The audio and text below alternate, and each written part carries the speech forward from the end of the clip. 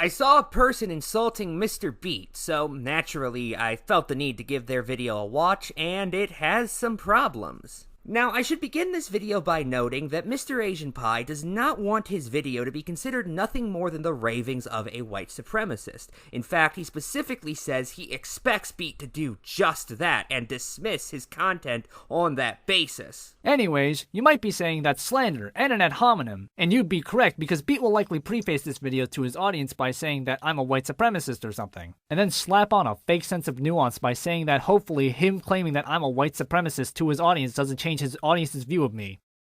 His basis for this being a clip where Mr. Beat calls somebody a white supremacist, but still says that his audience should at the very least be willing to engage with his arguments honestly if they so choose. I'm not going to react to this because I already watched clips of it. This guy, I don't know if you're aware of this.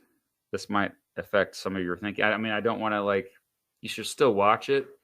But just know that this guy is a white supremacist. Which, by the way, wouldn't be an ad hominem because Beat never said this person was wrong on that basis at any point in the clip you played. Despite you clearly trying to connect these two, both through the clip I just played, plus you saying this immediately after. It's like every argument he can make is either an appeal to authority, ad hominem, or just adding a false claim to a true statement so he can still make the point that the overall statement is true. Which, by the way, wouldn't be an ad hominem because Beat never said this person was wrong on that basis at any point in the clip you played. Now, I don't know if MrAsianPie here is a white supremacist. In fact, I'm going to assume he's not for the sake of this commentary. I should note, though, that MrAsianPie and I seem to have a bit of a different definition of white supremacist. You see, he mocks news articles that say it's possible for non-white people to express that ideology. Right-wing minorities are also often labeled as white by the left because they committed the horrible crime of having a different opinion. That's how you end up with articles about the blackface of white supremacy or the rise of Latino white supremacy.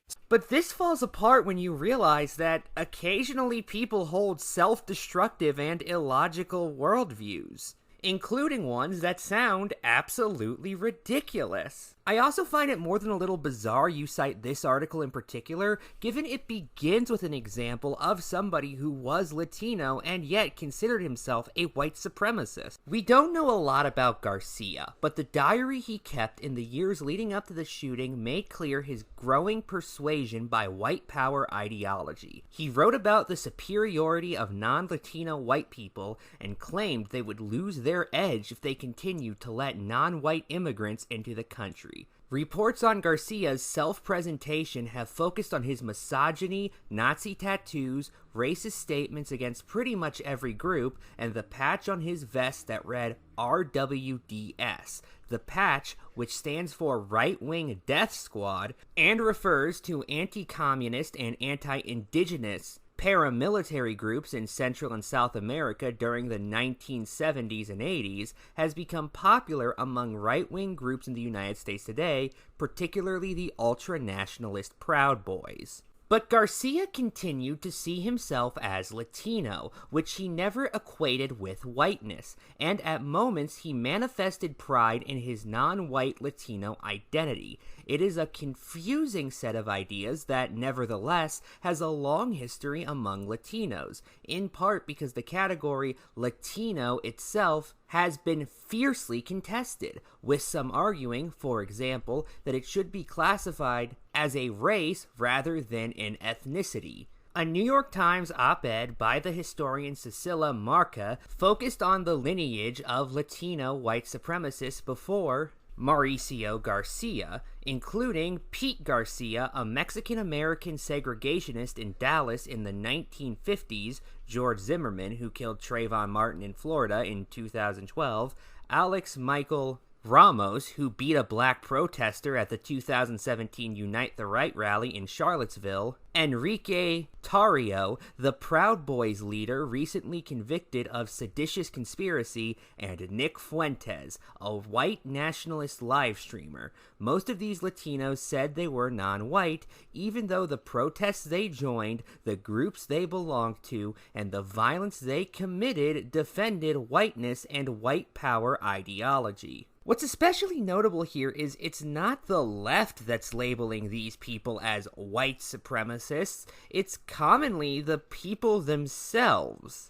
A distinction MrAsianPie completely ignores when discussing the pieces in question. Similarly, I want to note this part from just before the clip I played. This is because Beat is correct about race being politically defined in the dumbest way possible. This is because in left-wing spheres, white is an insult and has nothing to do with genetics and everything to do with marginalization and victimization and how much you disagree with them politically. Again, I sat down and read this article, and the argument is quite a bit more complex. It essentially says that what does and does not count as a white person has been expanded over time to include groups it previously didn't. As such, it is reasonable to assume that this could happen again, and in fact, we are already starting to see such a thing happen according to the author. I'm not saying I agree or disagree with that point for the record, I'm just stating that as the argument the article is making. Here's a quote. White supremacy isn't just more resilient than many assume. It's also elastic. Consider how whiteness has been defined. It's a prime example of how white supremacy adapts. The census suggests that white Americans will be a minority by 2045, but as several commentators have already noted, that date can easily be postponed. Whiteness isn't a fixed identity. It's like taffy. It expands to accommodate new members if they have the right look. In books like How the Irish Became White and Working Towards Whiteness, scholars have argued that the definition of whiteness has expanded to include Irish, Italian, and Jewish people, groups that once weren't considered fully white in the US. Now that is something MrAsianPie does acknowledge, and I'll even play him discussing that right now. Beat highlights that during the turn of the century there was a rampant discrimination against incoming Irish, Italian, and Eastern European immigrants by nativist Americans of Northern and Western European descent. While intra-ethnic and inter-religious tension did lead to a rise in the idea that certain European ethnicities weren't white, these ideas weren't recognized in any official capacity. But it's not the US government that's making claims of a great replacement. It's a specific group of people who are using the same talking points previously used by a certain group of fringe nativists. Also, he tries to make a big deal out of the fact there are more Asian immigrants today than there were in the 1920 census, as if that wasn't the result of Asian immigration being largely prohibited, in response to tensions arising once it was allowed. Yes, this person is a great replacement believer, although, funnily enough, he actually ends up explaining why it doesn't make any sense, albeit totally by accident. Oh yeah, Beat doesn't seem to understand what the term replacement means. He states that you can't be replaced because the person replacing you is also a person, or how he elegantly puts it in his smug tone, they can't replace us because they are us. Congratulations, you missed the point. When replacing a tire, you have to take out a tire that's being replaced to put in a new tire. You can't just slap on another tire and drive around with 5 wheels. You can't just hire a new professor and put them in a pre-existing class where the old professor is still employed and teaching. But apparently that's how replacement works in Mr. Beat's mind. He literally just assigned a claim to Beat there, and then added an additional aspect of this notion that isn't backed up. Are there people trying to remove white people from the United States that I was unaware of? Seriously, this point is remarkably similar to a rhetorical argument Sean made regarding the very notion of a replacement in a video he made debunking the idea several years ago. Here's a picture of a giraffe, say, and now I'm going to replace that picture of a giraffe with a picture of a dog. Do you see what happened there? I replaced one thing with another thing. That's what replacement means. Now let's try it another way. Here's the picture of the giraffe, and now here's the dog. And would you look at that? We've got both. They're both still there. Nothing's been replaced, you know. They both just are there now. Do you follow? The biggest sin is that our friend presents his videos as essentially unbiased, fact-based videos that should be the default when watching a Mr. Beat video, unless he specifically states that he's only expressing an opinion. Basically, everything I said is fact, unless I fucked it up, then I'm not culpable for spreading misinformation or narrative. Those statements are not even slightly the same thing. Mr. Beat saying that he is primarily producing fact-based content does not mean that anything he says that is wrong is an opinion according to him. And if anything, promoting his content as fact-based would mean he'd have to take a greater degree of accountability when he gets something wrong than if he was primarily making opinion pieces. Also, I can't help but notice that you fail to actually provide any examples of Mr. Beat saying this, and spoilers, that's going to become a constant problem throughout the video. I specifically highlight this attribute of Beat's content because he gets on a real high horse on the subject with other people. He's a political commentator who's trying to push his worldview, his ideology. And by getting on his high horse, you mean saying that somebody is a political commentator trying to push an ideology. A completely neutral and objective statement. Even if you think Beat is wrong in this case, it's not as if he's moralizing about that. All he's doing is making a comment about the person he's discussing. More specifically, he doesn't like it when people he doesn't politically agree with spread their worldview. Yeah, funny you say that because immediately after the clip you just played, Mr. Beat says this. A lot of fear-based stuff, a lot of xenophobic stuff. Just generally not a fan of his content. Even if I agreed with his ideologies, which I think he leans to the right pretty far, I still, I don't know. But I think he accidentally does, he still does have some like solid history content in there sometimes. You just kind of got to get through when he's preaching. Although I haven't watched him recently, so maybe he's gotten better.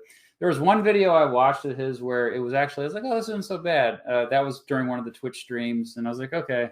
Notice how Beat says that he doesn't like it when anybody does this one way or the other, regardless of their ideology. MrAsianPie is adding the qualifier that Beat only dislikes it when it's people he doesn't agree with politically that are doing it, when that's just not a thing that Beat said. By the way, in the same stream, he glazed a cynical historian, a breadtuber who LARPs as a history channel. And your evidence for this is a Blue Sky post completely unrelated to the Cynical Historian YouTube channel, which is what Beat was talking about.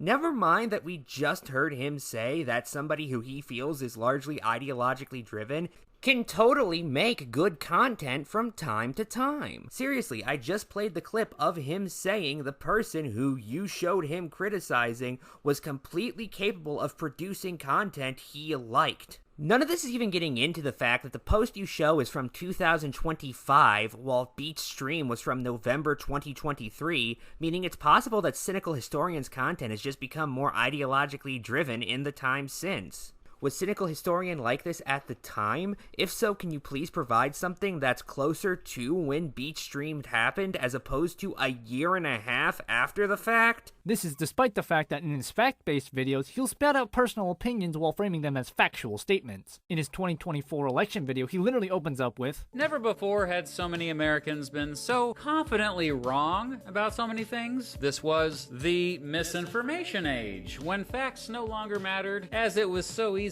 to find plenty of evidence that backed up your feelings. Yes, you heard that right. He literally states that the majority of Americans are misinformed because his candidate lost. First off, whether or not we're more misinformed now than we previously were is not a matter of opinion. It's an objective statement that could be proven correct or incorrect. And Beat tying it to his preferred candidate, and by that you mean Harris, losing is just something that never happened in the clip you played. Later on in the video, while listing the achievements of the Biden presidency, he states, Speaking of which, Biden arguably pushed the country further left more so than any president since Richard Nixon. Heck, he even became the first president to join workers on strike. ignoring the fact that Biden ordered a shutdown on the railroad strikes, the Keystone Pipeline, and was generally anti-blue-collar worker. But that doesn't disprove what Beat said. His first statement was completely relative. Would other presidents have done that? If so, would they have been to the left of Biden in other relative areas? If not, then Beat's statement is completely accurate. As for the second point Beat made, that can be true, and everything else you mentioned can also be true. Those are completely possible. You aren't debunking what Beat said, you're just bringing up other things. Also, for someone who is a professional educator, Beat makes a lot of opinionated statements that, as he'll put it, are just plain wrong. If they're opinionated statements, they by definition can't be wrong. You know what opinions are, right? Both Trump and Biden were weak candidates. They both faced opponents within their own political party when trying to get renominated. While it is true that Biden and Trump weren't the most liked candidates, to say both were weak is disingenuous. Like, I get what he's trying to say, but most weak candidates don't tend to have a landslide victory in the primary. That's just a nonsensical standard. Even going by your own map, both Biden and Trump lost at least one contest during the 2024 primaries. The first George Bush, meanwhile, lost absolutely no contest in the 1992 Republican primary, where he was seeking renomination. Bush then went on to lose the general election to Bill Clinton in an absolute landslide, earning only 168 electoral votes to Clinton's 370. This despite the fact that Clinton had a worse showing in the Democratic primary that same election season, given he only managed to win about 75% of the states in question. Certainly impressive, but he was running against a guy who won every contest. He also backhand shamed RFK Jr. for being anti-Big Pharma, my favorite right-wing position. I checked, and the only clip in Beat's video that could possibly be getting referenced here is this one. Like his father, RFK Jr. generally leaned to the left politically, but had controversial views on vaccines and public health. Beat just said that some of RFK Jr.'s views were controversial. He didn't even say whether or not he personally agreed with RFK on the topic. Again, you're just injecting editorialization from Beat where it doesn't exist. Here's the thing, Mr. Beat identifies himself as a left-wing libertarian, just like Movie Bob. But, while making this video, Beat released an absolute banger talking about why he stopped watching the great lard Joseph Rogani. Reason being, the chimp lord dared question the COVID narrative, because as we all know, the greatest libertarian position is to not question official narratives. Yeah, I checked Beat's video on Rogan, and while his takes on COVID were certainly a factor, they were far from the only thing Beat took issue with. Hell, just checking some random points in the video, you can find him criticizing things like that Rogan's guests are nowhere near as intellectually or ideologically diverse as they used to be, and that Rogan has grown in arrogance over time, which Beat has found repelling. Over the past 4 years, if you look at the guests, they're mostly just people Joe already agrees with about most things, or his good friends. From the period of about 2014 to 2019, you'd see a big variety of guests. Since then, it's mostly the same cast of characters, man. Oh look, there's that guy again. Oh look, her again. That guy again. Just as troubling to me, over the past 4 years, Joe has generally shown a complete lack of humility, a humility that legit used to be a big reason why I enjoyed listening to him so much in the first place. This is contrasted to the earlier days of the podcast, where Rogan was very willing to admit he was not an expert in various things, and commonly appeared curious and interested in having his ideas challenged above all else. He started having actual experts in specialized fields on. Doctors, journalists, scientists. But here's the thing. Whenever Joe had guests on who were experts in specialized fields, he didn't pretend to know more than them. He showed humility. He shut up and let them talk. When he did talk, he often asked questions. And here's the most important part. Joe was curious.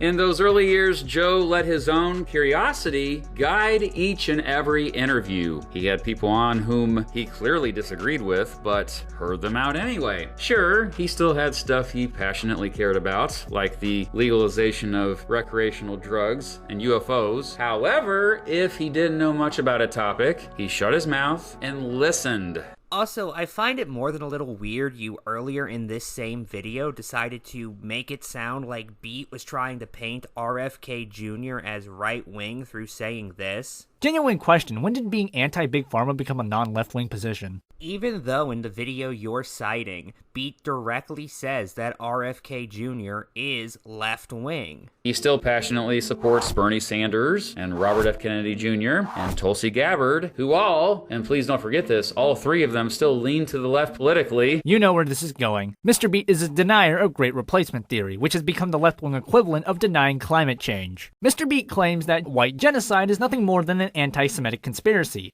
Actually checking his video on the notion of the Great Replacement, this is not what he said. He listed anti-Semitism as one of several talking points people who promote this idea tend to engage in, but he never said it was simply an anti-Semitic notion and nothing more. The immigration trends of the past half-century are Normal patterns of immigration, and that race, at least in America, is determined by political affiliation, not by race or genetics or socioeconomic factors that force wealthy black Americans to commit more crimes than poor white Americans. Just want to point out real quick that race cannot be determined by race because that doesn't even make any fucking sense. You know, have you ever wondered how factories used to deal with strikes? With strike breakers that got way less effective over time. We can't bust heads like we used to, but we have our ways. You got it. One trick is to tell them stories that don't go anywhere. Like the time I caught the ferry over to Shelbyville. I needed a new heel for my shoe. So, I decided to go to Morganville, which is what they call Shelbyville in those days. So I tied an onion to my belt, which was the style at the time. Now, to take the ferry cost a nickel, and in those days, nickels had pictures of bumblebees on them. Give me 5 B's for a quarter, you'd say. Now, where were we? Oh, yeah. The important thing was that I had an onion on my belt, which was the style at the time. They didn't have white onions because of the war.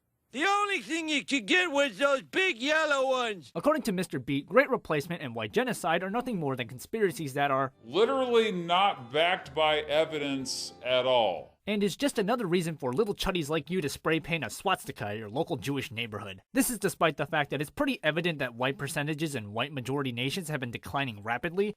Yes, my favorite nation, the City of London. Meanwhile, if you look at the entire population of the United Kingdom as opposed to just one city, you'll find there has been some decrease in the white population, but it is nowhere near as dramatic, with 82.8% of the United Kingdom being white as of 2021. Which, as stated before, Beat claims are normal patterns of immigration, which is quite strange because this contradicts his claim that The demographics are changing in every single country.